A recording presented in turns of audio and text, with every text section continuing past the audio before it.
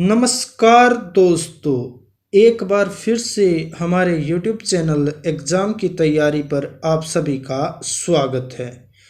दोस्तों, जैसा कि हमने जो पॉलिटी की 2000 प्लस क्वेश्चंस की टेस्ट सीरीज स्टार्ट की है, इस वीडियो में हम उसी को कंटिन्यू करेंगे। और जो ये पॉलिटी के क्वेश्चंस हैं, ये आपके सभी एग्ज़ाम्स के लिए बहुत ही ज़्यादा हेल्पफुल रहेंगे, चाहे फिर वो एसएससी का एग्ज़ाम हो या फिर एचएसएससी का एग्ज़ाम हो, रेलवे का एग्ज़ाम हो, सभी के लिए बहुत ही ज़्यादा हेल्पफुल रहेंगे। तो अगर आप किसी भी एग्ज़ाम की तैयारी कर रहे हो तो उसके लिए ज्वाइन कर सकते हो हमारे यूट्यूब चैनल को, और नोट्स और पीडीएफ के लिए टेलीग्राम चैनल से जुड़ सकते हो, जिसका लिंक दिया गया है वीडियो के डिस्क्रिप्शन में। तो देखिए, यहाँ पर हम इसी को कंटिन्यू करते हैं। तो यहाँ से नेक्स्ट क्वेश्चन रहेगा, भारतीय संविधान का प्राधिकार स्रोत कौन है? आपके ऑप्शन रहेंगे उच्चतम न्यायालय, सरकार, भारत के लोग या फिर राष्ट्रपति।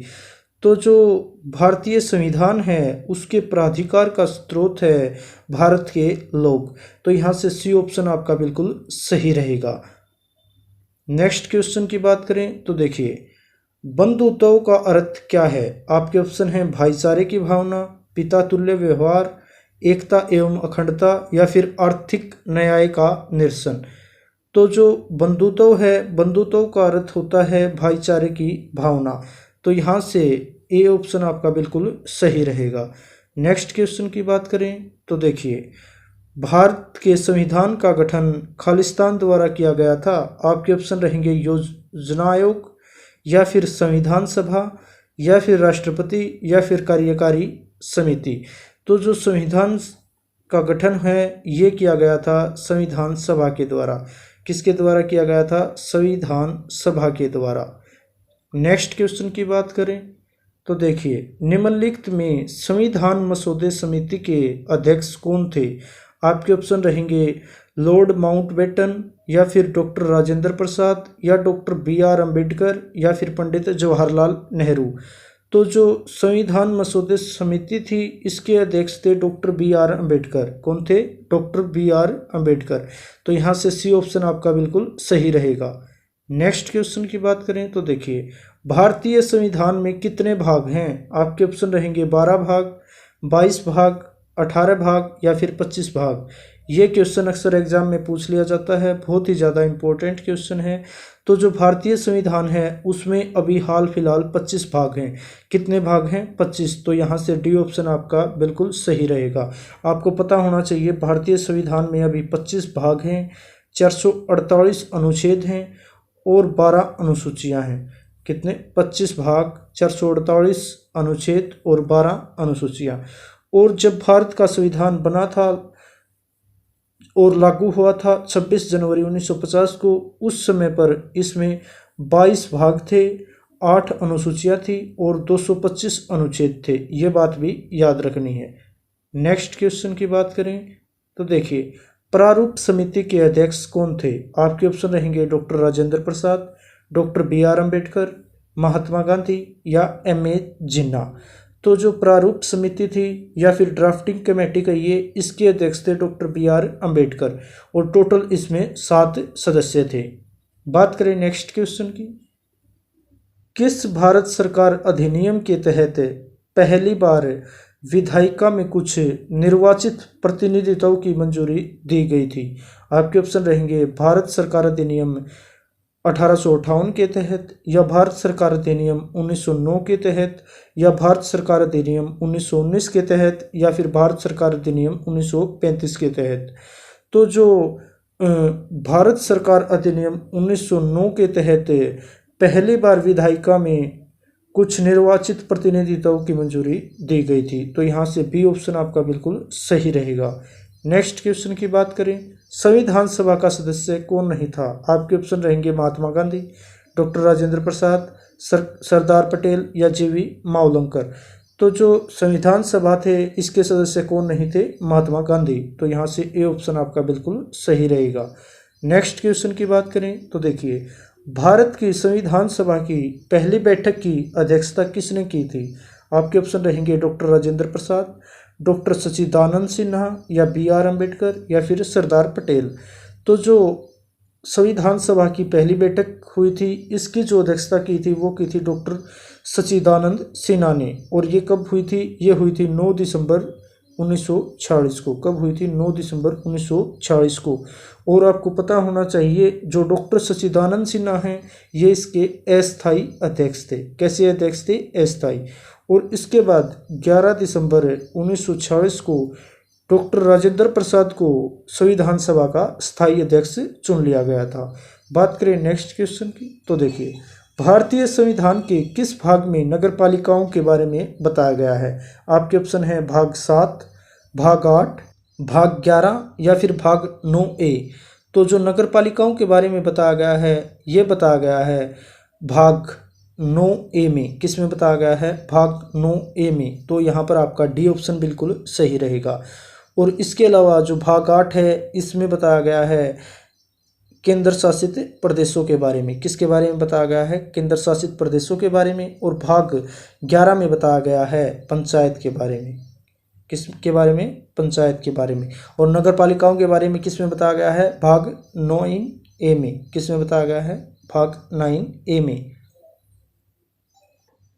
बात करें नेक्स्ट क्वेश्चन की, भारतीय संविधान का कौन सा भाग केंद्र शासित प्रदेशों के बारे में बताता है? आपके ऑप्शन रहेंगे भाग 6, भाग 7, भाग 8 या फिर भाग 9। तो जो केंद्र शासित प्रदेशों के बारे में बताता है, ये कौन सा भाग बताता है? भाग 8। कौन सा भाग बताता है? भाग 8। बात करें नेक्स्ट क्वेश्चन की, भारतीय संविधान ने भारत को किस प्रकार वर्णित किया है? आपके ऑप्शन रहेंगे राज्यों एवं संघ क्षेत्रों का महासंघ, या फिर एक राज्यों का संघ, या फिर भारतवर्ष, या फिर एक महासंघीय राष्ट्र। तो जो भारत का संविधान है वो भारत को वर्णित करता है एक राज्यों के संघ के रूप में। किसके रूप में? एक राज्यों के संघ के रूप में। तो यहाँ से बी ऑप्शन आपका बिल्कुल सही रहेगा। नेक्स्ट क्वेश्चन की बात करें, भारत को एक गणराज्य मुख्य रूप से इसलिए माना जाता है क्योंकि आपके ऑप्शन रहेंगे राज्याध्यक्ष का चुनाव होता है यहाँ पर, उसे 15 अगस्त 1947 को स्वतंत्रता मिली थी इसलिए, या फिर उसका अपना लिखित संविधान है, या फिर उसकी सरकार संसदीय प्रणाली के अनुसार है। तो जो भारत को एक गणराज्य माना गया है क्योंकि यहाँ पर जो राज्याध्यक्ष होता है उसका भी चुनाव होता है। तो यहाँ से ए ऑप्शन आपका बिल्कुल सही रहेगा। देखिए, बात करें नेक्स्ट क्वेश्चन की, दुनिया के निम्नलिखित में से किस देश से भारतीय संविधान में राज्य नीति के निर्देशक सिद्धांत हैं वो लिए गए हैं? आपके ऑप्शन रहेंगे आयरलैंड, यूएसए, कनाडा या फिर ऑस्ट्रेलिया। तो जो राज्य के नीति निर्देशक सिद्धांत हैं वो लिए गए हैं आयरलैंड से। किससे लिए गए हैं? आयरलैंड से।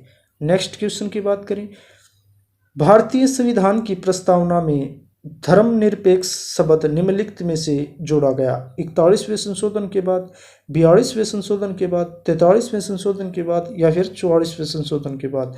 तो जो भारतीय संविधान की प्रस्तावना है इसमें जो धर्मनिरपेक्ष शब्द है वो जोड़ा गया था 42वें संशोधन के तहत।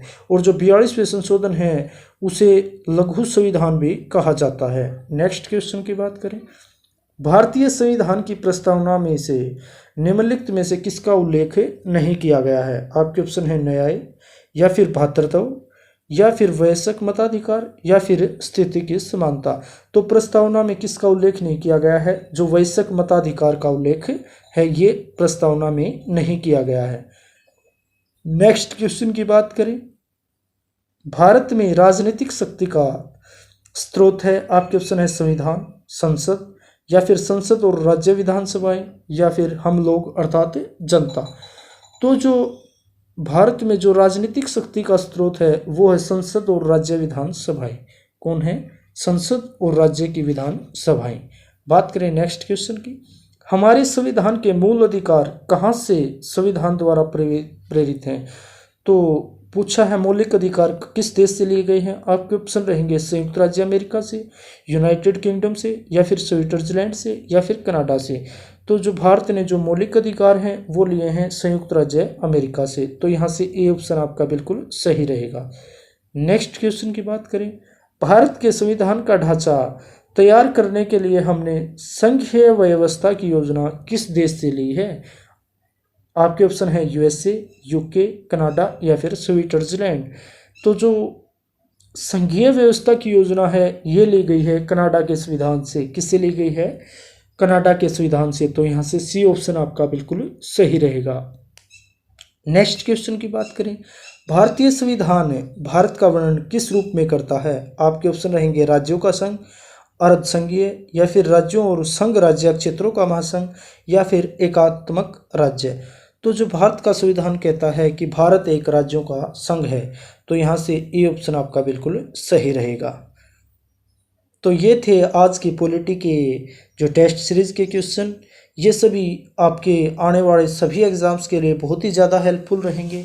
तो अगर आपको वीडियो पसंद आई है तो आप वीडियो लाइक कर सकते हो, ज़्यादा से ज़्यादा वीडियो को शेयर कर सकते हो, और यदि आप किसी भी एग्ज़ाम की तैयारी कर रहे हैं तो उसके लिए ज्वाइन कर सकते हो हमारे यूट्यूब चैनल को, और यदि नोट्स और पीडीएफ चाहते हो तो उसके लिए ज्वाइन कर सकते हो हमारे टेलीग्राम चैनल को, जिसका लिंक दिया गया है वीडियो के डिस्क्रिप्शन में। तो अच्छे से पढ़ते रहिए, स्वस्थ रहिए, मस्त रहिए। Okay, thank you.